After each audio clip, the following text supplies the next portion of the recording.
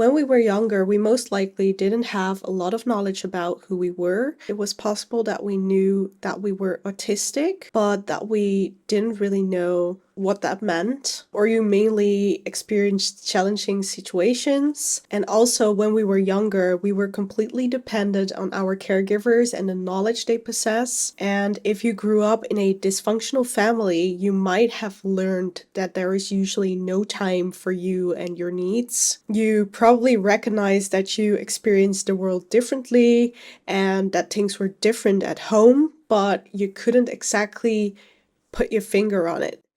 And situations like this are mostly scary for little children and can have a huge impact on their lives. And on top of that, you are autistic and experience the world differently. And if you don't receive guidance or explanation for what you experience, it can make you feel really anxious. And I say that from my own experience. If you recognize these things, then this video is for you and for the confused, scared, and low self-esteem part of you. Because most of us are not children anymore, but that child is still part of us and calls for clarification and healing. I'm going to approach this video by talking about the things that I wish someone had told my younger self and what I'm going to tell her now, because she's still here. Your inner child. I will also ask you at the end of each point to think about a few questions that might help you reflect on this more deeply, and you're completely free to skip those questions, but if you want to share something about it in the comments, you're also welcome to do so. Just do what you want and what makes you feel comfortable. There is no thing that you should or should not do. But before I do that, if you find this content useful, I would appreciate it if you would press the follow button. And if you're extra generous today, like this video so that it will hopefully be recommended to more people. And before I forget, I also want to refer you to my TikTok account. My username will now appear on the screen, I think right here. And I will also put the link in my description box down below. On my TikTok, I share short videos about my neurodivergent experience that might be relatable to you, and it's often shared with a light-hearted, humorous undertone, but sometimes the subjects are also quite seriously. So without further ado, here are 5 things that I want my younger self to know.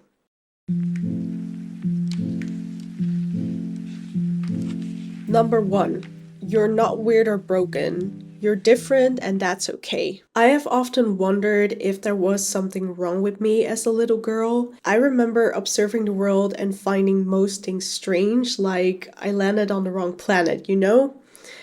I also found it very difficult to connect with most people because most people, especially when I was younger, were too loud or unclear.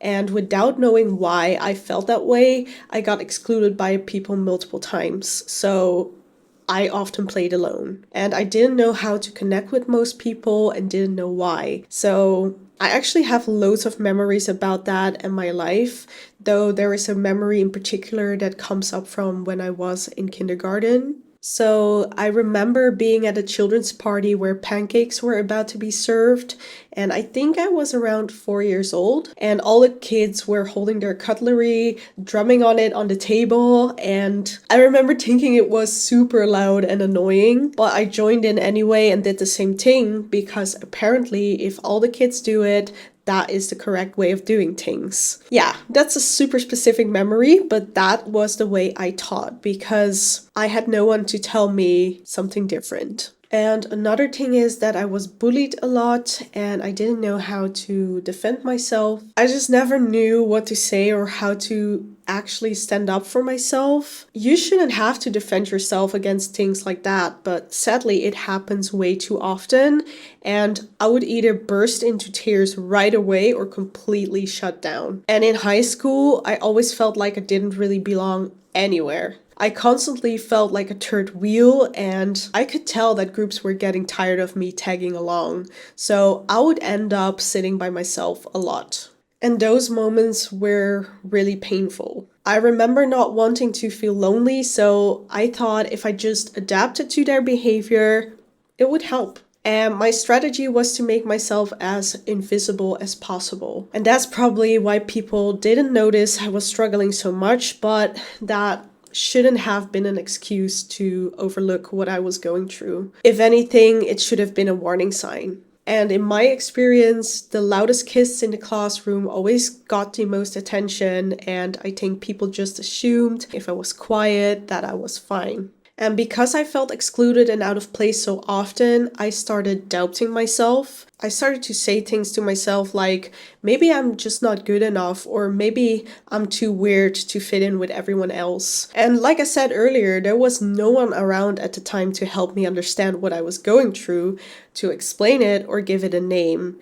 And, well, I also didn't dare to talk about the worst things that I experienced. And also, part of it was that the people around me just didn't have enough knowledge to support me. A lot of things came together, but that doesn't mean it was my fault or that there is something wrong with me. And that's what I want to tell my younger self. I want to say to her that she's perfectly fine just the way she is. And it's unfortunate that others couldn't give her the guidance that she needed, but that's about their limitations and that's not her limitation. And even if she internalized the mean things that people said, she has to remember that it's not fair to herself and those things aren't true about her. I'm actually going to speak into the you for Ryan so that it feels more personal because I talk about her like she is an entity outside of myself. That's just what I notice right now, but that's not true, of course, because she is me. You do things differently, and because they don't understand, they react in a certain way, but that's not your problem. I love you deeply, and you're incredibly loved, even if you don't always feel it or others fail to show it in a way that resonates with you. I want you to think, and here comes the questions. I want you to think about your own childhood experiences and how they may have shaped your perceptions of yourself. Did you ever feel like you didn't fit in or that you had to change who you were to please others? Just take a moment to reflect on the moments when you felt excluded or misunderstood. What strategies did you use to cope with those feelings? Did you try to make yourself invisible like I did? And can you identify any beliefs you formed about yourself that might not be true? Consider writing down your thoughts or sharing them in the comments below, like I said earlier.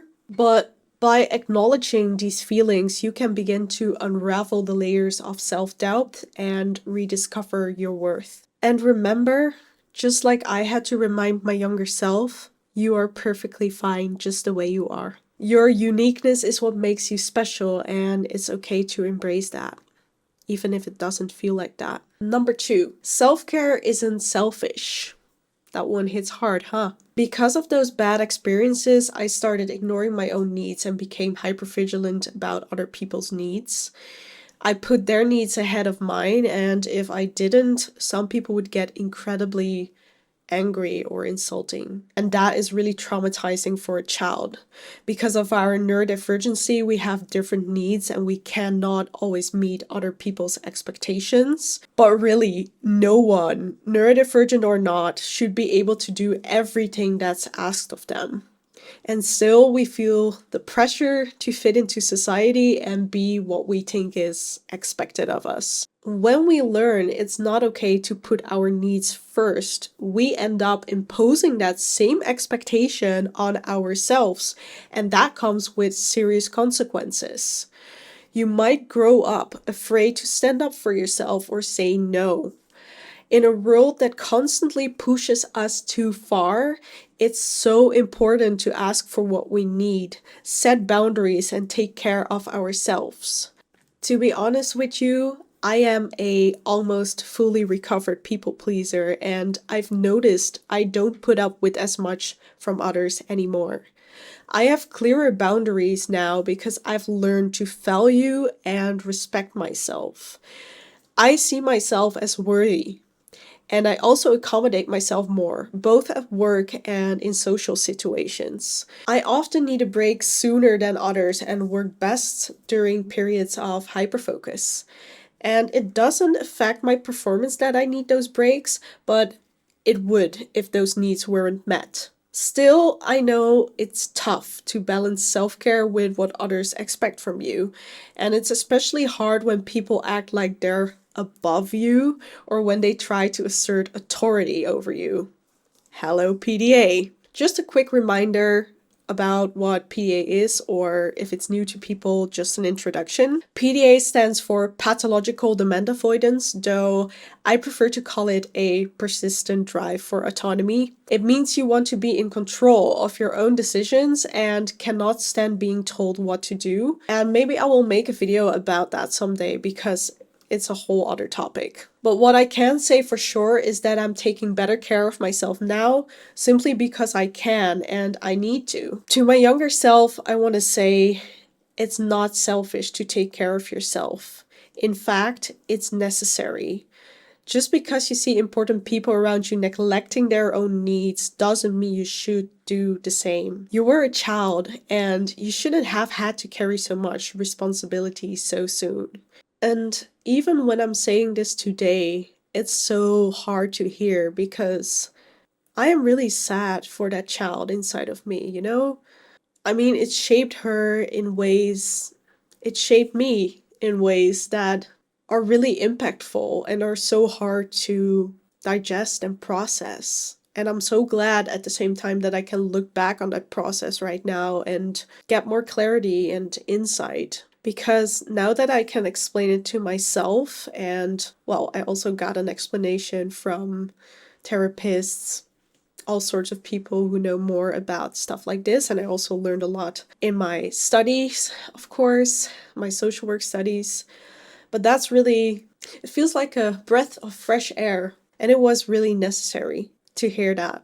So, what I want you to do right now is to think about your own experiences with self care and how you prioritize your needs in your daily life. Have you ever found yourself putting others' needs before your own? Reflect on moments when you felt pressured to conform or take on responsibilities that felt too heavy for you. Ask yourself, what are some things you might be neglecting right now? Are there situations where you feel afraid to stand up for yourself or say no? Those are the main important questions to consider here. Number 3, it's okay to need more space or time. That is a big one I really struggled with because as a kid, I often spent time alone in my room. It was my safe space where I could unmask and just be myself. And I have always needed to retreat and recharge regularly. What I've noticed is that I can completely be myself when I'm alone, and I need that to feel recharged. But not everyone understands that, and I found it especially hard when people I care about didn't get it. Now I'm surrounded by people who do understand it and don't take it personally. A big realization for me, and something I'm still working on, is that I don't need anyone's approval to do or not do something. If I need something, I do it for my own well being, and no one else gets a say in that as long as I am not harming them or the environment. Some people might think that you're selfish for that, and as a kid, that would have been a bigger issue, especially if it came from caregivers who had a lot of influence over you. But now that we are adults, we can set our own rules and decide what we allow in our lives. And sometimes, though, I still feel like that powerless kid. After something happens, I try to reflect on it though, and I will acknowledge my thought process. Tune into how I feel and then compare it to what's actually going on. Most of the time, I realize my belief doesn't match the current situation, so I would tell my younger self that it is totally valid to have developed certain beliefs, especially because I've experienced people not respecting my boundaries, which is terrifying. But at some point, those beliefs won't serve me anymore, and it's okay to gently let them go. As a kid, you often have no choice but to cope by blaming yourself or staying quiet. That's a trauma response, and it's even necessary when you are that young and you can't make choices for yourself, like I said earlier. But as an adult, you can make different choices. And once that really sinks in, a lot of positive change can happen. It happened for me too. And the same goes for asking for more time. Life moved way too fast for me as a kid, especially certain social dynamics and situations. My neurodivergent brain sometimes drew different conclusions than other people, and I used to feel ashamed of that. And even now, it's hard to see the world differently from how most neurotypical people do. I want to tell my younger self that there will come a time when I can choose my own people, and those people will help me understand the world and myself. I won't just feel accepted, I will feel loved, and I won't feel like I'm too much anymore.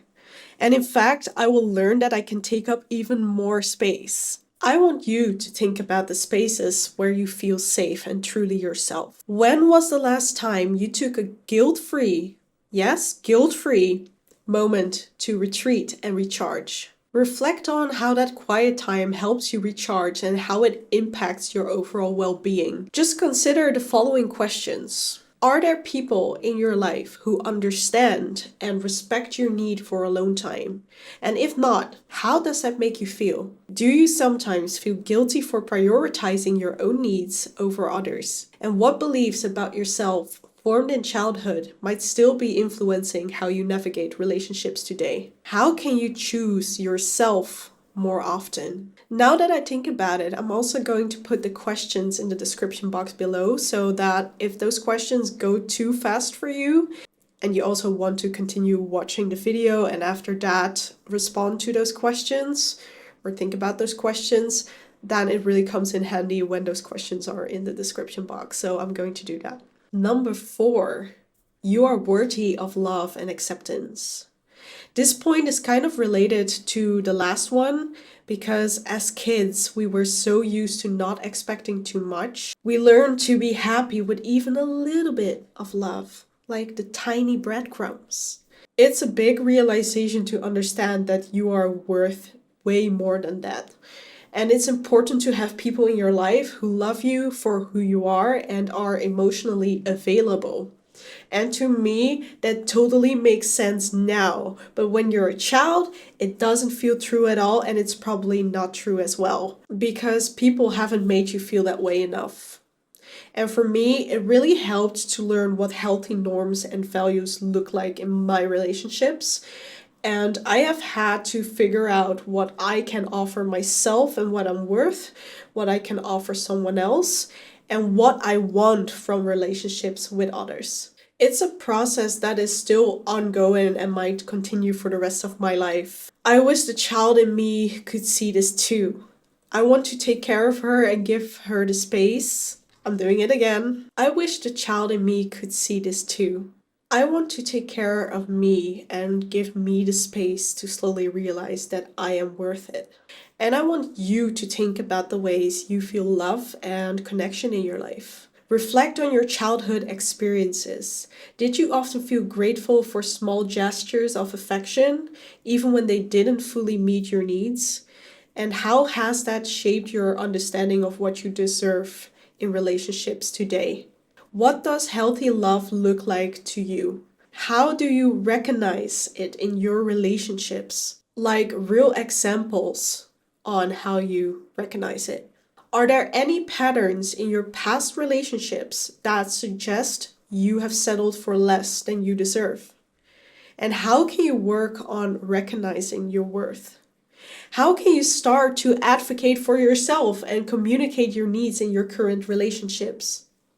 Number 5, your special interests are not stupid, but welcomed. Since I was younger, I feel a deep connection with nature, and I really enjoy the details when I walk in a forest, such as the leaves, but also mushrooms, because it's autumn here, officially, and I love the way nature looks visually in the season.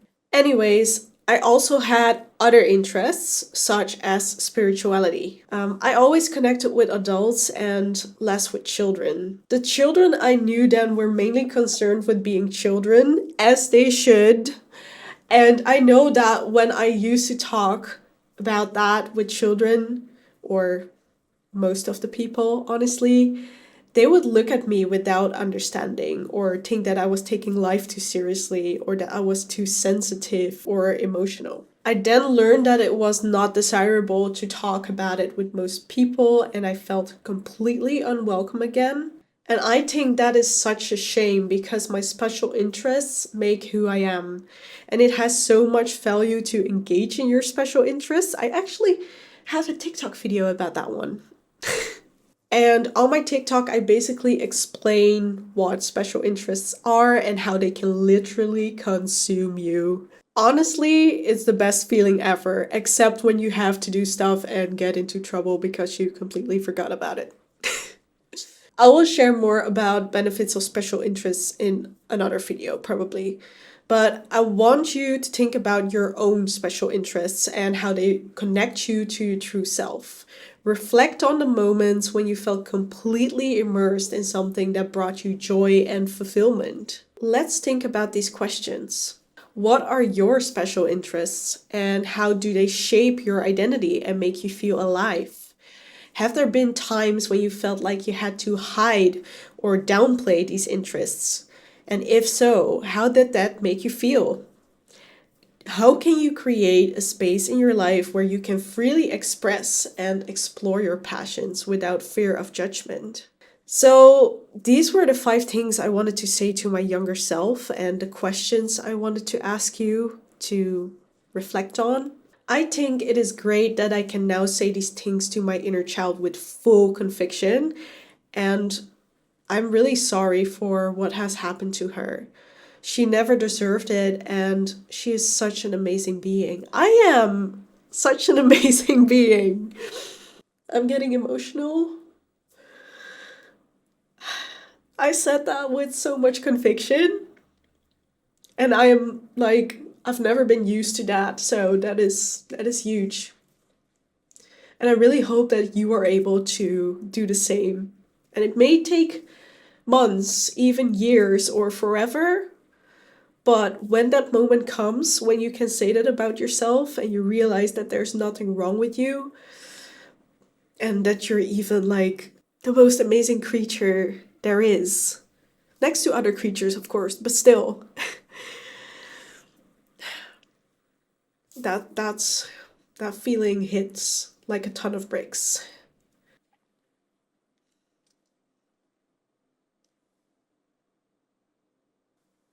Okay. If that child from like 20 years ago only knew who I would be, how I would be doing today, so much better. Yeah, so thank you for watching, and I hope to see you the next time. Thank you. Oh, it's so it feels so weird to like end the video like this because I'm in my emotions, but my emotions are allowed to be here. Number 6, my emotions are allowed to be here. It's not an official point, but I want to make that point right now because it's happening. Thank you. See ya.